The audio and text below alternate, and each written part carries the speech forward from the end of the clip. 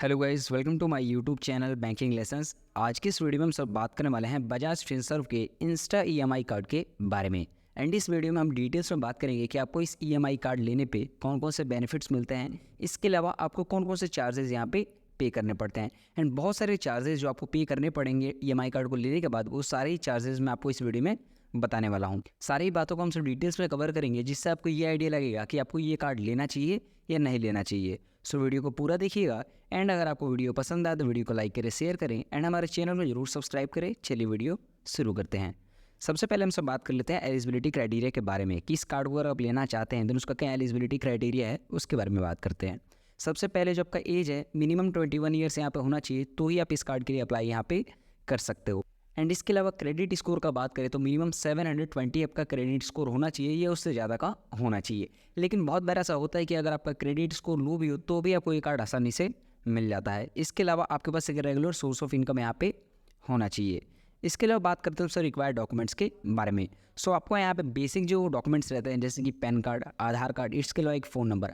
अगर ये तीनों चीज़ें आपके पास है तो आप इजीली इस ईएमआई कार्ड को लेने के लिए एलिजिबल यहाँ पे हो पाओगे। Pan card and Aadhaar card इसको फिजिकल फॉर्म में रखो तो ज़्यादा आसानी रहेगा आपके लिए। एंड यहाँ पे कुछ डिटेल्स मांगी जाएंगी पैन कार्ड से रिलेटेड, आपको वहाँ पे वो देना पड़ेगा। सो इस बेसिस पे आप Insta EMI card easily steps में यहाँ पे ले लोगे। इसके अलावा बात कर लेते हैं हम सब बजाज फिनसर्व से जो आपको इंस्टा ईएमआई कार्ड मिलता है उसके क्या क्या बेनिफिट्स हैं, इसके बारे में हम सब बात कर लेते हैं। सबसे पहले अगर हम सब बात करें तो इस इंस्टा ईएमआई कार्ड पे आपको यहाँ पे 2 लाख तक का आपको लोन यहाँ पे मिल सकता है। इसके अलावा बहुत बारी क्या होता है कि जब आप इस इंस्टा ईएमआई कार्ड से शॉपिंग करते हो देन बहुत बार आपसे 0 डाउन पेमेंट पे भी आपको यहाँ पे सामान ले सकते हो। मीन्स आपको शुरू में 1 रुपये पे करने की जरूरत नहीं है। जितना भी अमाउंट आपने ले रखा है उतने का आपका इंस्टॉलमेंट वहाँ पे मंथली बन जाएगा। लेकिन ये हर प्रोडक्ट के ऊपर नहीं रहता है और मैक्सिमम ये फेस्टिवल टाइम पे आपका ज़्यादा यहाँ पे चलता है। इसके अलावा अगर बात करें तो इस इंस्टा ईएमआई कार्ड पे आपको नो कॉस्ट ईएमआई का फीचर्स यहाँ पे मिल जाता है, जो कि 24 महीने तक आपको मिल जाएगा। इसमें होता ही है कि आप कोई भी अगर सामान लेते हो, मान लो आपने 10,000 का कोई भी सामान यहाँ पे ले लिया, उसके अलावा आपने 4,000 रुपये यहाँ पे डाल दिए अपने, जो डाउन पेमेंट होता है वो बचा आपका 6,000, तो 6,000 को मंथली यहाँ पे इंस्टॉलमेंट में डिवाइड कर दिया जाएगा। एंड कुछ महीनों तक मीन्स अप टू 24 मंथ्स तक आपसे यहाँ पे कोई भी ब्याज, कोई भी अलग से चार्ज आपका नहीं लिया जाएगा। जितने आपकी ईएमआई बनी है, जितना आपका प्रोडक्ट है, उतना ही आपका अमाउंट यहाँ पे करना पड़ेगा। लेकिन ये जो टाइम लिमिट है जैसे कि 24 महीने, 9 महीने, 8 महीने, ये डिपेंड करता है कि आपको जो सामान ले रहे हो उस पर क्या लिमिट वहाँ पे दे रहा है। इसके अलावा जो इंस्टा ईएमआई कार्ड है इसका टाइप बहुत जगहों पे है, मीन्स 1.5 लाख प्लस स्टोर्स पे इसका आपका टाइप देखने को मिल जाएगा। इसके अलावा अगर ऑनलाइन में बात करें तो अमेजॉन, फ्लिपकार्ट, मिंत्रा, जितने भी बड़े बड़े आपके शॉपिंग साइट्स हैं सब पे आप इस इंस्टा ईएमआई कार्ड को यूज़ कर सकते हो। इसके अलावा ये जो इंस्टा ईएमआई कार्ड है इसको आप इजी स्टेप्स में ऑनलाइन अपने घर बैठे फ़ोन से खोल सकते हो एंड काफ़ी मिनिमल डॉक्यूमेंटेशन आपसे वहाँ पे लिया जाता है। इसके अलावा बात कर लेते हैं कि मान लीजिए ये जो बजाज फिनसर्व का इंस्टा ईएमआई कार्ड है, ये क्रेडिट कार्ड से जो अदर बैंक्स अपने को क्रेडिट कार्ड देते हैं उससे कितना डिफरेंट है, उसके बारे में हम सब बात कर लेते हैं। सबसे पहले अगर हम सब क्रेडिट कार्ड देखें किसी भी बैंक्स का, तो आप उसमें कैश विड्रॉ कर सकते हो, क्योंकि क्रेडिट कार्ड में जितनी आपकी लिमिट रहती है उसमें से कुछ परसेंट आप वहाँ पे कैश विड्रॉ कर सकते हो। लेकिन बजाज फिनसर्व के इंस्टा ईएमआई कार्ड में जो भी आपको लोन का अमाउंट मिलेगा, जो भी आपको लिमिट मिलेगा, उसको आप सिर्फ ऑनलाइन परचेस करने में या ऑफलाइन जाकर स्टोर में परचेस करने में ही यूज़ कर सकते हो। कोई भी आप उसमें से कैश विड्रॉ नहीं कर सकते। इसके अलावा क्रेडिट कार्ड में जो भी अपना लोन का अमाउंट लेते हो, जैसे कि मान लीजिए आपने 10,000 का यहाँ पे सामान ले लिया क्रेडिट कार्ड के थ्रू, तो आपको ये जो 10,000 का टोटल अमाउंट है ये आपको 45 से लेकर 50 दिन के अंदर आपको पूरा अमाउंट यहाँ पे करना पड़ता है। लेकिन इंस्टा ईएमआई कार्ड में ये 10,000 रुपये जो आप सामान लोगे उसका यहाँ पे मंथली इंस्टॉलमेंट बन जाता है। यहाँ पे कोई लिमिट नहीं है कि 45 से 50 दिन में करना है, आपको यहाँ पे एक मंथली इंस्टॉलमेंट बांध दिया जाएगा 9 महीने का, 24 महीने का, उसमें आपको ये अमाउंट यहाँ पे करना पड़ता है एंड आपसे अलग से कोई इंटरेस्ट यहाँ पे नहीं लिया जाता है। इसके अलावा क्रेडिट कार्ड जो होता है उसको आप कहीं भी यूज़ कर सकते हो, लेकिन अगर बजाज कार्ड का बात करें तो आप उसको वैसी ही जगह यूज़ कर सकते हो जहाँ पे बजाज का टाइप है। लेकिन अच्छी बात यह है कि बजाज का आपको हर जगह टाइप देखने को मिल जाएगा, जिससे आप इजीली इसको हर जगह यूज़ कर सकते हो। इसके अलावा अब हम सब बात कर लेते हैं कुछ फीस एंड चार्जेस के बारे में, जो कि आपको इसको कार्ड के लेने के बाद आपको यहाँ पे करना पड़ेगा। सबसे पहले अगर हम सब बात करिए जो इंस्टा ईएमआई कार्ड है, अगर आप इसको जाके ऑफलाइन स्टोर में जैसे कि इसको खुलवाते हो, मान लो कि आपसे ऑनलाइन नहीं बना, लेकिन जब आप स्टोर में कहीं भी परचेस करने जाओगे एंड वहाँ पे बोलोगे कि आपको यहाँ पे मंथली इंस्टॉलमेंट बनाना है एंड बजाज का कार्ड वहाँ पे बना दे, तो वो लोग इजीली आपको बजाज का कार्ड बना देंगे, जो कि बनेगा ईएमआई नेटवर्क कार्ड, जिसका अगर बात करें तो 530 रुपीज़ आपसे चार्ज वहाँ पे लिया जाता है उस कार्ड को बनाने के लिए, जो कि वन टाइम फीस यहाँ पे रहता है। लेकिन अगर आप इस कार्ड को ऑनलाइन जाकर अप्लाई करते हो देन ये हो जाता है आपका इंस्टा ईएमआई कार्ड। दोनों के फीचर्स लगभग सेम है बट नाम अलग अलग है। ऑफलाइन में करवाओगे तो ईएमआई नेटवर्क कार्ड एंड वैसे आपको इंस्टा ईएमआई कार्ड देखने को मिलता है। इसके अलावा अगर बात करें जैसे कि ऑफलाइन में आप जा रहे थे तो 530 रुपीज़ आपको देना पड़ रहा था, वैसे ही अगर आप ऑनलाइन खोलोगे तो भी आपके 530 रुपीज़ ही लगेंगे, लेकिन एक ऑनलाइन कन्वीनियंस चार्ज आपसे लिया जाता है 69 रुपीज़ का। सो टोटल आपके हो जाता है 599 रुपीज़ अगर आप ऑनलाइन में खोलते हो। एंड ये वन टाइम फीस रहता है कार्ड को बनवाने के लिए। एंड इंस्टा EMI कार्ड को आप इजीली बजाज फिनसर्व के ऐप से मैनेज वहाँ से कर सकते हो। इसके अलावा बात कर लेते हैं हम सब कुछ और फीस एंड चार्जेस के बारे में। सबसे पहले जब आप ये इंस्टा EMI कार्ड ले लोगे देन आपको एनुअल चार्ज 117 रुपीज़ आपको यहाँ पे करना पड़ेगा हर साल।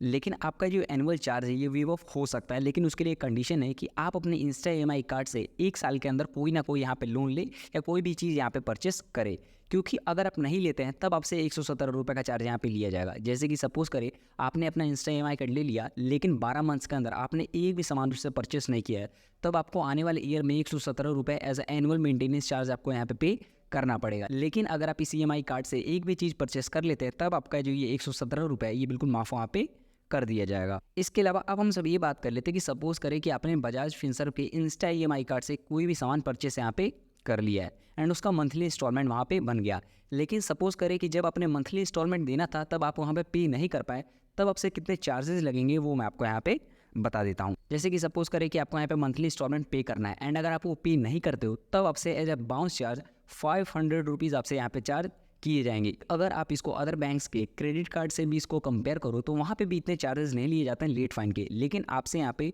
500 जो कि कंपलसरी चार्जेस आपसे यहाँ से लिया ही जाएगा अगर आप कोई भी इंस्टॉलमेंट यहाँ पे नहीं भरते हो। इसके अलावा अगर मान लीजिए आप इंस्टॉलमेंट नहीं भर रहे किसी भी महीने में, तब आपसे जितना भी आपने अमाउंट का यहाँ पे सामान ले रखा है, लोन ले रखा है, उसका 3.5% भी काटा जाएगा as a bounce charge. Means 500 रुपये तो लगेंगे ही लगेंगे, लेकिन आपसे 3.5% जितना भी अमाउंट का आपने लोन ले रखा है उसका भी चार्ज वहाँ पे कटेगा। सो आपको ये कार्ड लेने पे एक बात ध्यान रखना है कि जब भी आप कोई भी सामान लोन पे लेते हो देन उसका monthly instalment time to time आप यहाँ पे करें, नहीं तो आपको बहुत ही ज़्यादा चार्जेस यहाँ पे देने पड़ेंगे।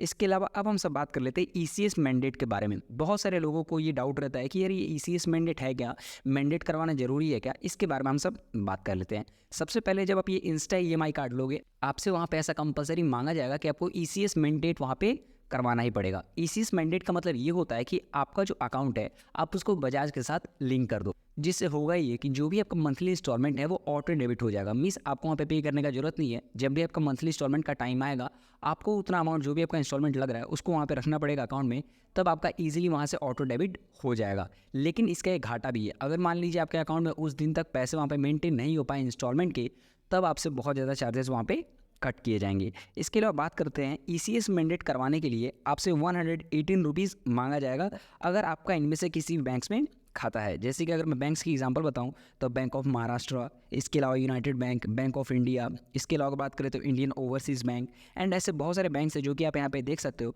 अगर आपको इन बैंक्स में किसी में भी खाता है तब आपको 118 रुपये देने पड़ेंगे मैंडेट रजिस्ट्रेशन चार्ज। इसके अलावा मान लीजिए किसी कारणवश आपके बैंक के साथ जो मैंडेट है वो रिजेक्ट हो जाता है, तब इस कंडीशन में आपको 450 रुपीज़ देने पड़ेंगे पर मंथ जब तक आपका ECS मैंडेट वहाँ पे कंफर्म नहीं हो जाता। मीन्स यहाँ पे मैंडेट करवाना बिल्कुल ज़रूरी है, नहीं तो आपसे चार्जेस यहाँ पे कट किए जाएंगे।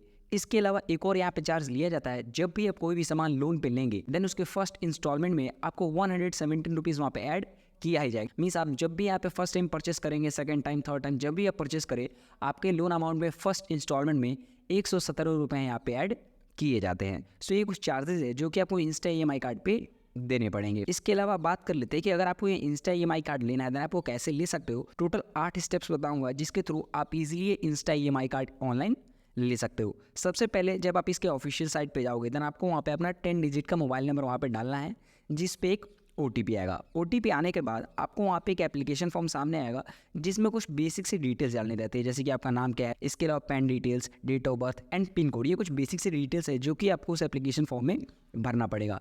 इसके अलावा आपसे मांगेगा कि आपका एम्प्लॉयमेंट टाइप क्या है, मीन्स आप कोई बिजनेस करते हो या स्टूडेंट हो, ये सारे आपको वहाँ पे भरना पड़ेगा। इसके अलावा आपका जेंडर वहाँ पे मांगेगा। जब ये सारी डिटेल्स आप भर दोगे उसके बाद आपको ये पता लग जाएगा कि आपके कार्ड पे कितनी लिमिट वहाँ पे मिल रही है।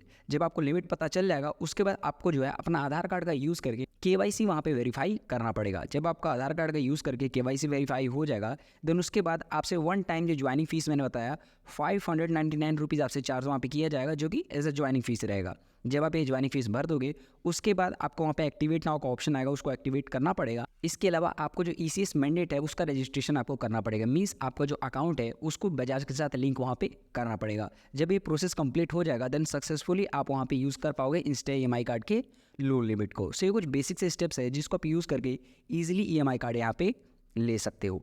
इसके अलावा अब हम सब ये जान लेते हैं कि आपको ये बजाज फिनसर्व का इंस्टा ईएमआई कार्ड लेना चाहिए या नहीं लेना चाहिए। सो यहाँ पे मैं आपको कुछ बेनिफिट्स एंड इसके अलावा जो इसके नुकसान है वो भी मैं आपको दोनों बताऊंगा, जिससे आपको ये समझ आएगा कि आपको ये कार्ड लेना चाहिए या नहीं लेना चाहिए। सबसे पहले हम सब बात कर लेते हैं नुकसान को लेके कि आपको इस कार्ड को लेने पे कौन कौन से नुकसान होंगे, उसके बारे में हम सब बात कर लेते हैं। सबसे पहले जो आपका मंथली इंस्टॉलमेंट है अगर आप वो पे नहीं कर पाते तब आपसे यहाँ पे बहुत ही ज़्यादा चार्जेस यहाँ पे कट किए जाते हैं as compare to other banks के क्रेडिट कार्ड के कंपेयर में।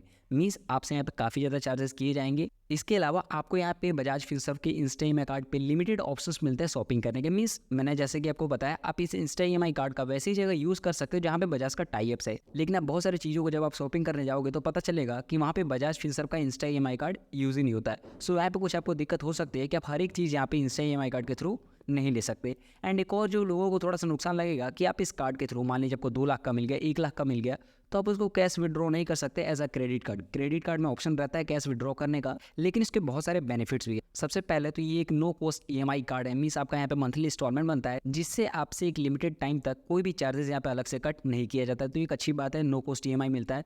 प्लस आपको इस इंस्टा ईएमआई कार्ड पे 0 डाउन पेमेंट का भी ऑप्शन मिल जाता है, मीन्स आपको 1 भी रुपये शुरू में यहाँ पे नहीं पे करने हैं एंड आप वहाँ पे सामान अपना खरीद सकते हो। सो ये कुछ बेनिफिट्स हैं इसके। एंड अगर देखा जाए कि अगर आप monthly instalment time to time pay करते हो देन आपके लिए ये ईएमआई कार्ड बेस्ट बिल्कुल बन सकता है एंड आपके लिए एक बेस्ट ऑप्शंस हो सकता है। सो ये कुछ बातें थी बजाज फिनसर्व ईएमआई कार्ड के बारे में जो कि मैंने आपको अच्छे से यहाँ पे समझा दिया है। एंड होप करता हूँ आपको वीडियो पसंद नहीं होगी तो वीडियो को लाइक करें, शेयर करें एंड हमारे चैनल को जरूर सब्सक्राइब करें। Thank you.